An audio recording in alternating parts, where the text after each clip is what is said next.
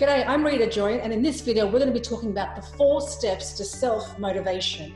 So if you've ever been in a rut and you couldn't get yourself to do the thing that you're meant to do, or be assertive or be confident in getting around doing something, these 4 steps are going to get you to unravel why it is that you're not feeling self-motivated. And then once you get to know the thing that's stopping you, you can then turn the steps around and actually be motivated by the exact same steps. So when I've interviewed people on my podcast, on the Unbox Your Gift podcast, when I have read many books, and when I work on myself, working on a social enterprise and a training company, the things that I do, that I implement day in, day out to keep myself motivated are the very things that I'm going to be sharing with you in this video. Step 1. Now, this is going to sound so cliched, it's going to sound so like a broken record, but it's the actual truth. So if I skip this step, I wouldn't be doing justice. And that is, find something that you love to do. You have to find it. People say, find your passion. I say, find your passion. But if you're not going to find your passion, look at creating your passion. One of the things that I teach, 7 steps to finding your passion, and you can look at a video and actually find it there. But the reason why I teach that is because you're not actually finding it, you're actually creating your passion. And the way to do that is find out what are the things that energize you. What are the things that energize you? Because a lot of the time when you ask someone, what do you want to do? They're like, I don't know what I want to do.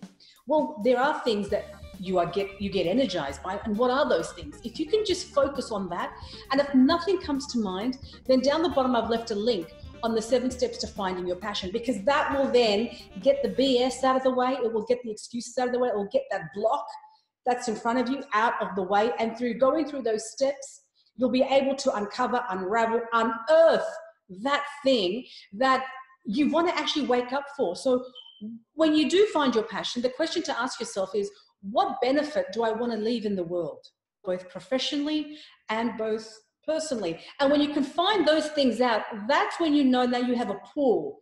You want to hook onto something bigger than yourself. You want to hook onto a purpose greater than yourself. Because when you do something for yourself, it's not very motivating. I mean, it's like you can let yourself off the hook.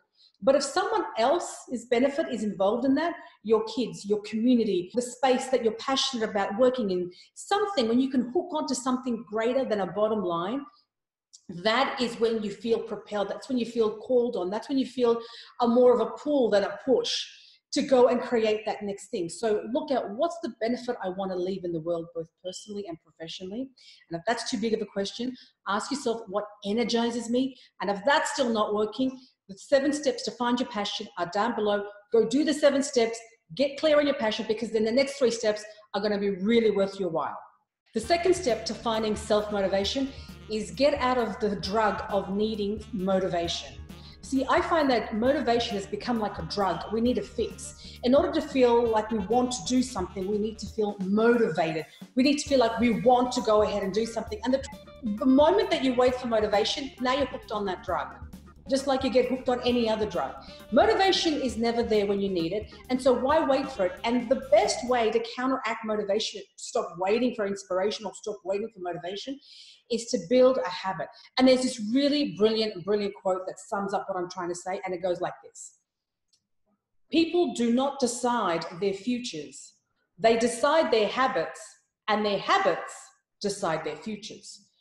And that's it. What are the habits that you're implementing? Because once you get to find out what is that thing that pull, that thing that you want to do, that thing that you want to hook onto, that's bigger than yourself, that has a bigger meaning for you beyond your own self-interest. Once you find what that thing is, which we did in step 1, step 2 is going to be so much more easier, because it's the habits that are going to create the end result. So don't show me your goals, show me what your habits are.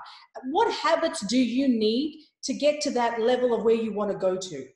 That's what you want to be looking at. Angela Duckworth wrote a brilliant book called Grit.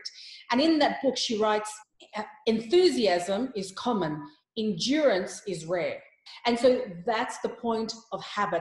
Habit is doing it even when you don't want to, even when you don't feel like it, even when you're tired, even when you're out of ideas, even when you're not inspired, even when everyone's laughing, even when no one is supporting you, even when it gets hard. That's what endurance is. That's what habit is, because you're not motivated in any of those moments. One of my friends was at a swimming pool, and she would go there every morning at about 6 a.m. in the morning, and she'd see these kids every morning while she was there at 6 a.m. These kids were already in the pool, training in the pool. And she got curious as to what these kids were doing every single morning. What were they training for? And one of them, she found one of the coaches, and they said they're actually training for the Olympics. Like, some of these kids most of them are aiming for the Olympics, but only a few of them will make it. And she said, well, what about all the kids that are training every day at 6 a.m.? They're in the pool, swimming. What happens to those kids who don't make it? Because out of all of these kids, probably 2 or 3 of them are going to make it to the actual Olympics. And the coach said, well, you know what? They may not make it to the Olympics, but what they're learning in terms of grit, in terms of strength, in terms of endurance, in terms of work ethic, they'll take that with them for the rest of their lives. And that's what habit does. Habit is the ability to be at 6 a.m. in the pool when it's cold, when your friends are still sleeping, when your friends don't have to do it. That's when it really matters. That's when the rubber meets the road.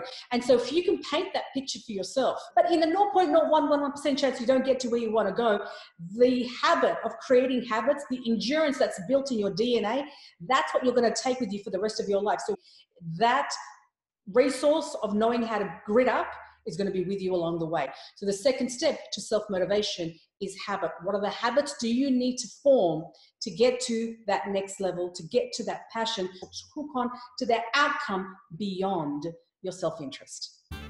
The third thing to increase self-motivation or to gain self-motivation is what Gay Hendricks calls the upper limit.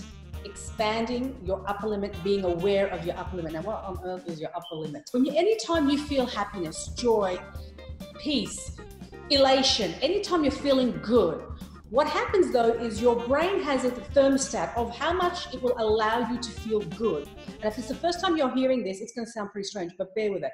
Your brain has a thermostat of how much good it will feel.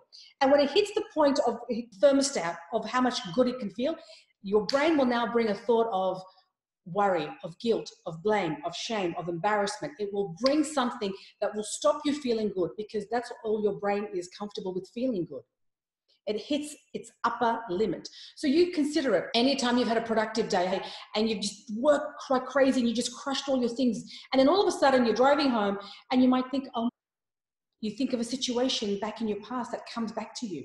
You think of a situation in your head where someone did you wrong and you start blaming that person in your head. And they could be all did you wrong, that's fine. But why is it coming up in that moment? Why is that person, that situation, that blame, the guilt, that shame coming in that moment when you're feeling good? So look at your upper limit. How long do you allow yourself to feel good before a thought comes? And it's just a thought. It doesn't mean it's true. Someone may have done you wrong. You may have felt guilty. You may have felt shame or embarrassed or any other emotion that stops you from feeling good. But the point is that your brain is trying to get you back down to a standard of how it knows how to feel good for that duration of time.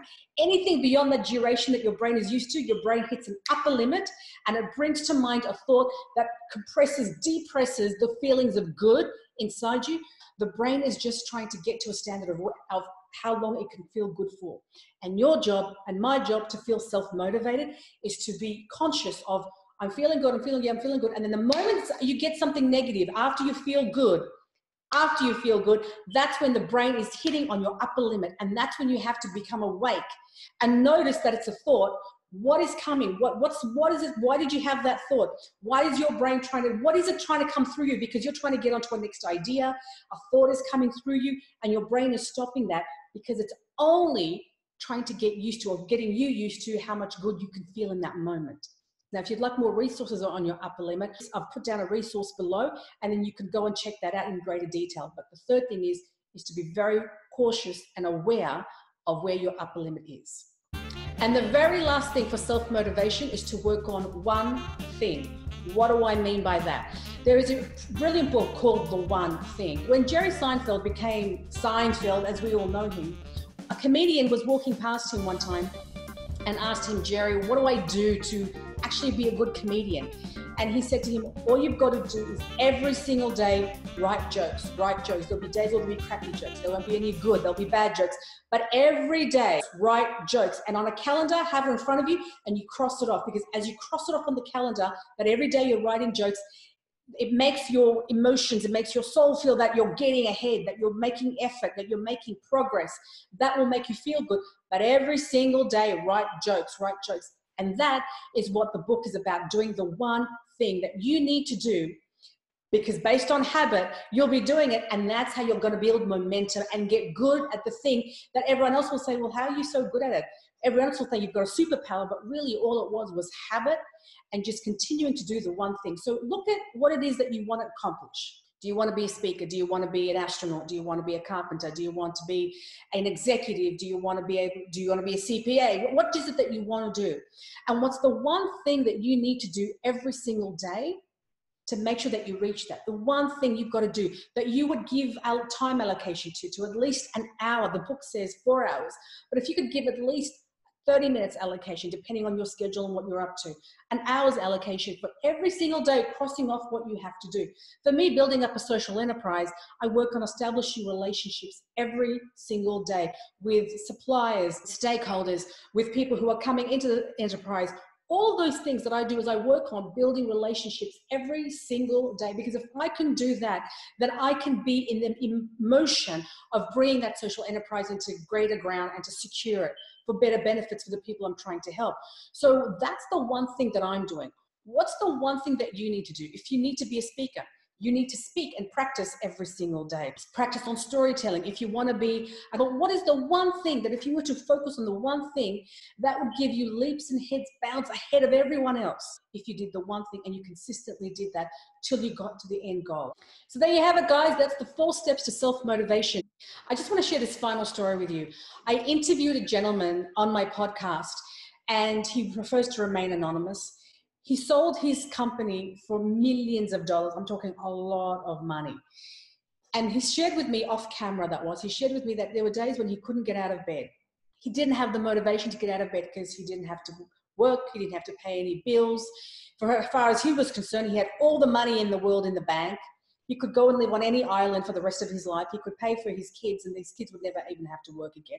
I mean, he quote unquote, materialistically had made it, but he had no motivation to get out of bed. He could only go to the beach so many days in the week, right? And so what he decided to do was take all the millions of dollars, not even keep 1 million of it. He took all the millions of dollars and he donated to charity. Now, this is not a story that I heard or I read in a book, or that someone kind of said to me. I heard this straight from the horse's mouth. I heard this straight from the person. And he preferred to tell me off camera because he gave the money away, not so that people could say bravo, but he gave the money away because he didn't want the recognition of people. He did it for the reasons of just helping and wanting to help himself find motivation again, self-motivation. Now, wherever you are in the journey, the point is that the first thing that I said to you is hook on something beyond your own self-interest, because that will keep you alive and happy and excited and enthusiastic. That's what I meant by it. Because, and if you want to keep all the money and do whatever, that's all once you get into that position. But my point is, a huge portion of self-motivation is hooking onto something beyond your own self-interest. He could have just, joined a charity, done some volunteering work here and there. And the only way he was going to find motivation for himself was to give up the thing that was stopping him, which was all the millions of dollars, which he gave away. And the point of why I'm sharing that is that's the secret to self-motivation. Find the thing that's blocking you. What is it that's blocking you from getting motivated? Is it because it's comfortable that you've got money? Is it because it's comfortable you've got a cushy job? And I'm not saying to give it all away or quit your job. I'm just saying be aware of it so you know that that is the block and you need to work around that. So now you know the secrets to self-motivation. But what about when you're looking at a career? Once you work out your passion and once you work out what your personality is, that's when you want to know what career suits your personality. Because at the end of the day, who you are is emotion. Whether time goes fast or time goes slow is based on how you're feeling, right? And so it is a huge dependency on what your personality is like. And so finding a career, a job, a work lifestyle that feeds into your personality and expands who you are, that's what's going to allow you to hook onto something greater than yourself. That's what's going to allow you to build a habit. That's what's going to allow you to understand your upper limit. It's all going to fall into place once you understand your personality and once you find the career that moves and shapes your personality and enhances it. So that's going to be the next video. So tune in for that next Thursday. So guys, I hope you enjoyed this video. If you did, please like this video, please subscribe, please share it if you found this useful of someone else who needs to get motivation and needs to do it outside of reading another book or going to another seminar. Thank you so much for watching. All the links that I've described in this video are going to be right down below. And I'll catch you on the very next video.